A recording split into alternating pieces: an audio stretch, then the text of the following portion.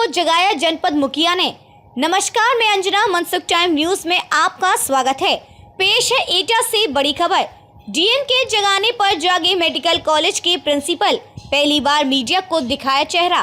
तेज तर्रार जिलाधिकारी की नाराजगी के बाद टूटी प्रिंसिपल की कुंभकर्णीय नींद। पत्रकारों से की वार्ता। आयुष्मान भव परियोजना शुभारंभ कार्यक्रम के समय हुई प्रेस वार्ता में पत्रकारों ने सुनाई प्रिंसिपल की कुंभकर्णीय नींद और अव्यवस्थाओं की कहानी। जनपद के जिलाधिकारी प्रेम रंजन सिंह ने पत्रकारों द्वारा दी गई जानकारी को गंभीरता से लिया और तत्काल प्रिंसिपल को पत्रकारों से वार्ता कर सुधार के निर्देश दिए। डीएम प्रेम रंजन सिंह के सख्त आदेश के बाद चिकित्सा विद्यालय प्रशासन की नींद टूटी और तब जाकर प्राचार्य ने प्रेस वार्ता बुलाकर पत्रकारों से सामना किया।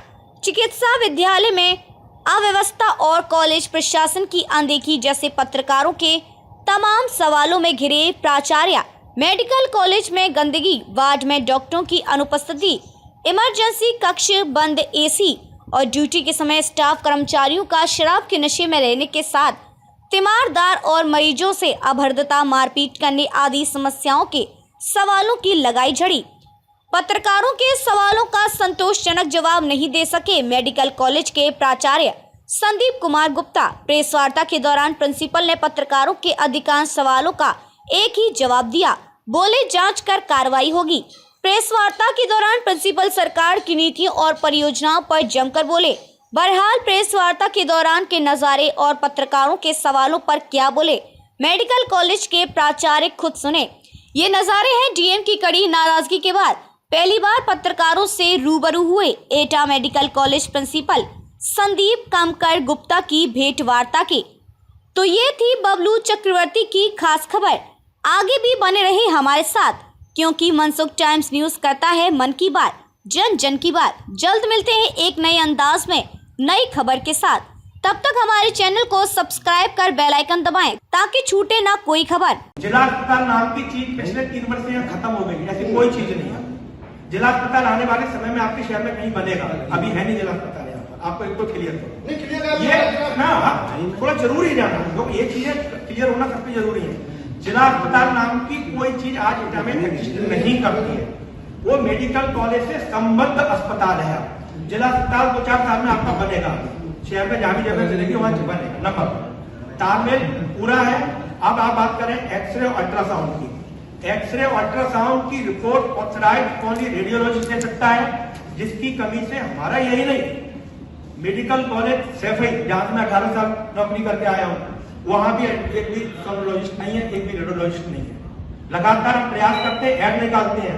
पिछले बार शासन ने हमें बॉन्ड वाला एक कैंडिडेट, बॉन्ड समझते जो लोग एमडी करने के बाद सरकार ने कहा कि हम 2 साल का बॉन्ड की आवश्यक सेवा करवाएंगे आपसे। हमने आपको सरकारी में एमडी सीट दी। एक लखनऊ की लड़की थी, आगरा की रहने वाली थी, केजीएमसी से उसने एमडी किया रेडियोलॉजी और हमें दे दी गई। हम भी खुश हुए, मैं मतलब कॉलेज खुश हुआ। मैं तो अभी आया हूँ, एक रेडियोलॉजिस्ट मिल गया, 2 साल तक हमें सेवाएं इसकी मिलेगी। 2 शर्तें होती है, या तो 2 साल तक सेवा करो और नहीं तो 40 लाख रुपए का बॉन्ड होता है स्टाम्प पेपर। उस लड़की ने 40 लाख रुपए जमा करे और कार बुक होकर चली गई। तो रेडियोलॉजिस्ट, हाँ अब बताएं आपको क्यों नहीं मिलता है?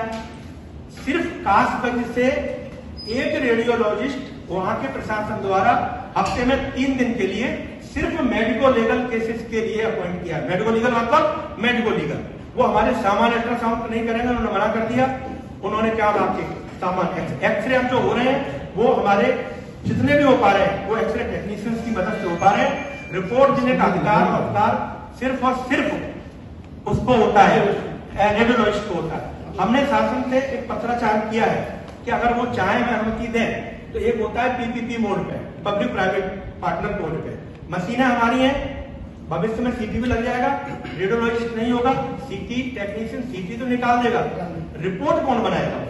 तो मैंने इस पर गुजारिश करी है कि पीपीपी मोड पे, क्योंकि ये चीजें आजकल सब डिजिटल हो गई हैं। एक्सरे फिल्म भी अब डिजिटल है, उसको ऑनलाइन भेज सकते हैं कहीं भी, आपकी सीटी की फिल्मों को भी ऑनलाइन भेज सकते हैं कहीं, और वो हमें ऑनलाइन रिपोर्टिंग दे देगा।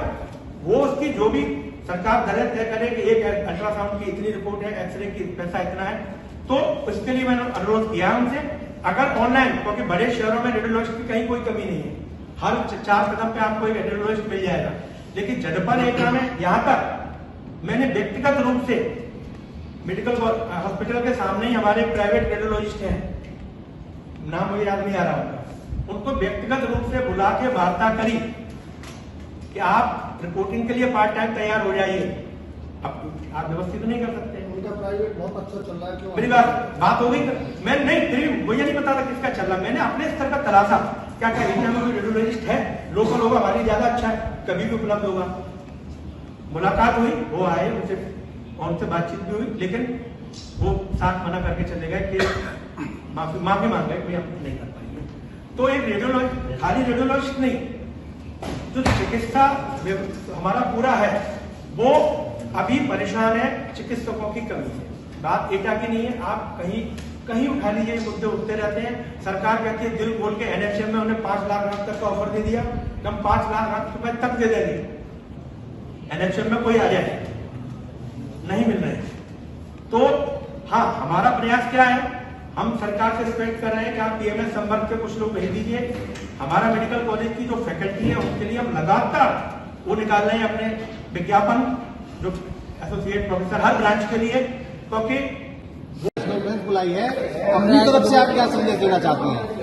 मेरी तरफ से एटा के सभी निवासियों को यही संदेश है कि जिला चिकित्सालय जो उच्चीकृत होकर मेडिकल कॉलेज बना है, उसकी बेहतर चिकित्सा सुविधाओं के लिए हम लगातार प्रयास कर रहे हैं।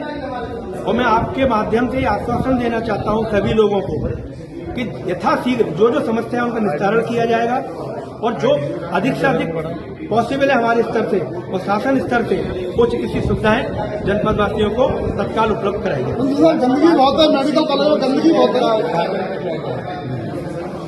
उत्तर प्रदेश के 75 जिलों में से सिर्फ 23 जनपदों को ये सौगात प्राप्त हुई है, जनपद स्तरीय इंटीग्रेटेड पब्लिक हेल्थ लैब, जिसका उद्घाटन तो कहना गलत शब्द है, शिलान्यास हुआ है माननीय केंद्रीय स्वास्थ्य मंत्री डॉक्टर मनसुख मांडविया द्वारा, माननीय उप मुख्यमंत्री द्वारा, माननीय राज्य मंत्री चिकित्सा स्वास्थ्य प्रोफेसर एसपी सिंह बघेल द्वारा। इस लैब से जिले भर के सभी लोगों को जांच में एक ही स्थान पर समस्त सुविधाएं मिलेंगी, उनको जगह जगह अलग अलग स्थान पर नहीं भागनी। गंदगी बहुत है, क्या करेंगे? गंदगी क्या करेंगे? गंदगी बहुत है मेडिकल कॉलेज में। उसके लिए संबंधित एजेंसी को आज ही बुलाया गया है लखनऊ से, वो पहुंचेगा आज और उसके साथ भ्रमण करके इस समस्या का तत्काल निराकरण किया जाएगा। गंदगी किसी स्थिति में स्वीकार्य नहीं है। जो डॉक्टर्स अवेलेबल नहीं है, जो बैठ नहीं रहे हैं, जिनकी जांच में भी आया है, उनके खिलाफ क्या कार्रवाई करेंगे? उनको बुला के उनसे स्पष्टीकरण मांगा जाएगा और उन्हें निर्देश दिया जाएगा कि उनकी नियुक्ति मरीजों के लिए हुई है और वो सब समय अपने अपने कक्षों को उपस्थित रहें, अपने व्यवहार को अच्छा रखें, अपनी बोली को मीठी रखें और मरीजों का समुचित उपचार। सर, एम्बुलेंस वाले प्रकरण में क्या कार्रवाई? एम्बुलेंस प्रकरण में सीएमएस साहब जांच कर रहे हैं। उस मृतक के पिता को उन्होंने बुलाया है, आज उसका वो बयान ले रहे हैं और जो भी उसकी जांच के बाद जो निष्कर्ष निकलेगा वो माननीय जिलाधिकारी के महोदय को भेजा जाएगा और आप सबको अवगत कराएंगे। सर, आपको आज 1.5 महीना सर हो गया, आज ही ऐसी क्या समस्या आ गई, प्रेस वार्ता अचानक बुलानी पड़ी? क्योंकि कल डीएम साहब के निर्देश हुए, क्योंकि मैं लगातार प्रेस वालों से मैं टुकड़ों में जरूर मिल रहा था। कभी किसी व्यक्ति से मेरी मुलाकात हुई, अस्पताल में मुलाकात हुई, कुछ लोगों के यहाँ पर ही मुलाकात हुई, लेकिन चूंकि कल आयुष्मान भव को लेके कल प्रेस वार्ता माननीय जिलाधिकारी महोदय की थी, उसमें मेडिकल कॉलेज को लेकर कुछ बहुत सारी समस्याएं उठाई आप पत्रकार बंधुओं ने, तो मुझे माननीय जिलाधिकारी महोदय का निर्देश हुआ कि आप भी एक अपने स्तर से, क्योंकि उनके द्वारा सभी जवाब देना संभव नहीं थे, मेडिकल स्तर की जिम्मेदारी मेरी है, इसलिए मैंने तत्काल बुलाई है। अभी तो इन लोगों को बुलाई है, आगे मैं आप लोगों से लगातार मिलता रहूंगा और मैं कोशिश तो करता हूँ यहीं मिलूं तो शांति में वार्ता हो जाएगी, वहां चलेंगे मैं वहां भी बैठ सकता हूँ। स्थलीय निरीक्षण में लगातार करता रहूंगा और आपके माध्यम से जो जो कमियां मुझे प्राप्त होंगी उनको ठीक करने के लिए लगातार प्रयास करूंगा। एक्सरे और अल्ट्रासाउंड कब से शुरू हो जाएगा, जिससे जो गरीब मरीज है उनकी जान बच सके? एक्सरे और अल्ट्रासाउंड के लिए शासन पर निवेदन किया गया कि हमें रेडियोलॉजिस्ट, और मैं आपके माध्यम से आपका और करा दूं, अभी जल्द ही बॉन्ड वाले डॉक्टर्स की पोस्टिंग होना शुरू होगी सितंबर माह में लखनऊ स्तर से। जिन बच्चों ने MD-MS किया है, जिनकी 2 वर्ष का शासकीय अनिवार्य सेवा का अनुबंध है, तो हमने अनुरोध किया है, कल ही एक पत्र भेजा है उनको कि चूंकि मेडिकल कॉलेज एटा में चिकित्सकों की कमी है, खासकर रेडियोलॉजी में तो बहुत ही ज्यादा कमी है, तो वो प्राथमिकता के आधार पर जो अनुबंध जो 2 वर्ष का उनका अनुबंध है, जिसके आधार पर उनको शासकीय सेवाएं देना है, वो प्राथमिकता के आधार पर अगर हमें उपलब्ध करा देंगे तो हमारे मेडिकल कॉलेज के लिए बेहतर होगा। ये रहा आज का प्रमुख समाचार। आगे भी जुड़े रहिए हमारे साथ, क्योंकि हम फिर लेकर आएंगे सनसनीखेज एवं जनहितैषी खबरों का खजाना।